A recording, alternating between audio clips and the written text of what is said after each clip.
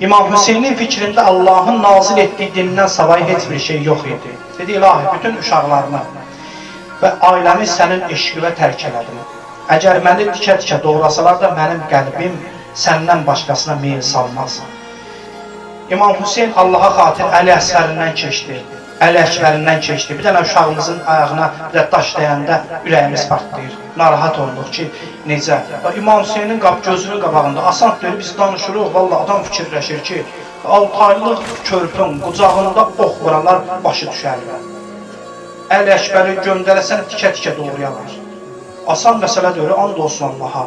Çünki Allaha bağlıydı, Allaha satmışdı hər şeyi. Ona görə İmam Hüseyin üçün bu asan idi.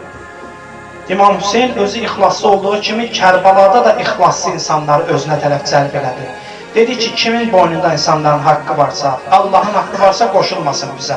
Bəzilərinə pul verirdi, deyir ki, ged. Bəzilərinə gül verirdi, hədiyyə verirdi, yola salırdı, gedirdilər.